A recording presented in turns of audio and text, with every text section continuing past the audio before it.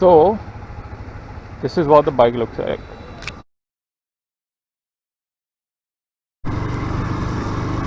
So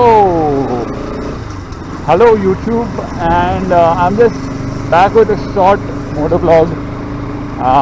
This motovlog is going to be about a small update that I gave my motorcycle. It's a visual update. It's a functional one too, well a little bit. So I'll show it to you. I have some videos which I shot in the morning during the day, and now I'm going to shoot some videos in the night to see how it looks up in the night. So stay tuned. So as far as updates go, this one is a very useful yet visual update. A lot of visual updates are not useful most of the time. I guess sometimes they're useful. But for example, when someone gets rid of the tire hugger, yes, it is a visual update. People do it because the back tire looks big and it looks chunky and all of that. But what happens in the rainy season? Then it's not useful. Anyhow, I met a friend of mine. His name is Grenville. He has the red RS200 DS3 version, and so we are clicking pictures of both our bikes, and for some reason my bike looks small. I mean, think about it for a bit. We have the same bike, just the version is different, DS4 and DS6, but his bike looks bigger, and that's down to the colors. So you must have heard a lot of people say it, and a lot of fashion people say this, that when you have black in your attire, it tends to make you look thin, slim. Same thing applies to bikes, motorcycles, cars. If it's black, it tends to look small than a similarly sized vehicle in another color. So his bike is red and white, so it's all fiery and racy, and mine looks very pavam at that point in time. So I don't like that. I'm not hating on his bike, but I felt bad that my bike looks small. So this update was basically to enhance that look. I realized that there's a lot of black in front, there's a lot of black on the body, but the body is, from the side profile of the RS200, is quite bulky. But the front is where that black really makes it look small. So this update was only for the front. It was only to enhance the front look. So this is what the bike looks like. There you go.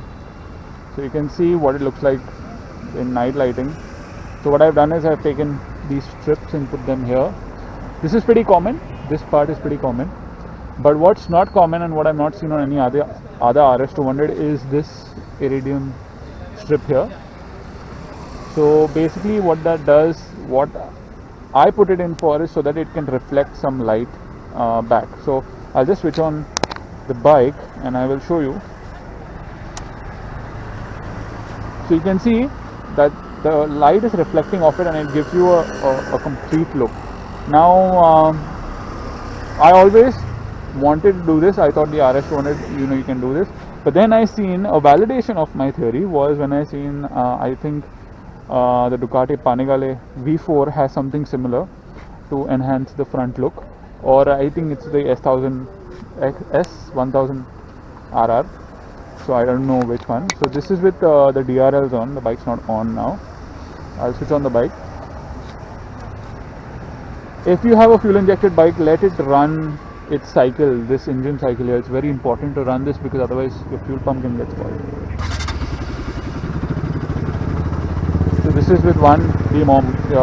You can see how the light is reflecting off this area here. So it gives it a pretty stern look from the front. And then if you put, and everyone looking, hello.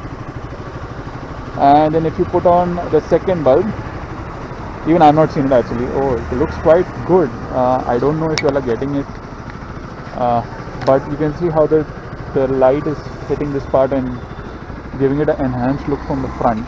This is another side look. It's very subtle. I could have gone ahead and put a whole freaking like a iridium patch over there, but then that would look too gaudy. It would make it look too wide. This is like just one slab, it looks pretty neat. So I'm sorry if the video quality is not as good as the videos before this, but this is shot in the night. It was very important for me to show you this look in the night.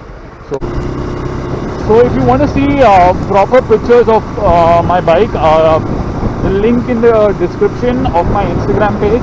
I have uploaded pictures of my bike both night and day, and hey guys, so this is the next day, and right after I shot that vlog, I had a small accident in my garage. Basically, I was taking a picture of the bike and I just kept it standing, and I went behind to take a picture of it. And I didn't put the stand properly. My mistake, I did not put the stand properly, and the bike just slipped. So there's been some damage, and I think I'll show you in this video. So after assessing the damage, there have been 3 damage points. My clutch lever is broken. This took the blow and it just shattered. I got some scuffs over here, but that's okay. And my gear lever is a little bent, but still functional.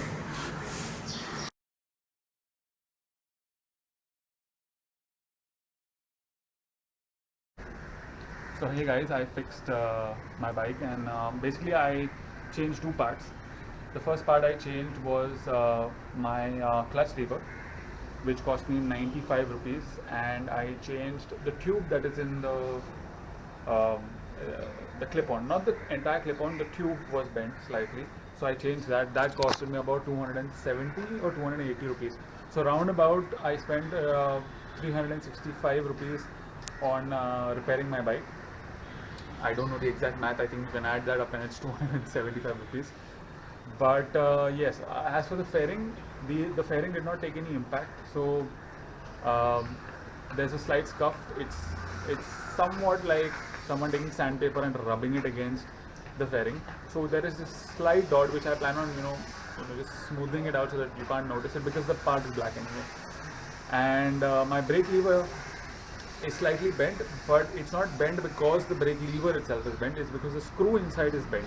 So it's a little bit inside, but not bad enough to stop me from gear changing or making it rough. That screw, however, was not available at my local mechanic, so that I'll have to get from Bajaj. But as of now, everything's right. She's resting now, and I think I'm going to promise myself I'm never going to do this stupidity again, because she's way too unique. She's way too expensive. I wouldn't call it expensive, but 365 rupees is not expensive, but it hurts. If you're a bike lover, it hurts when your bike falls.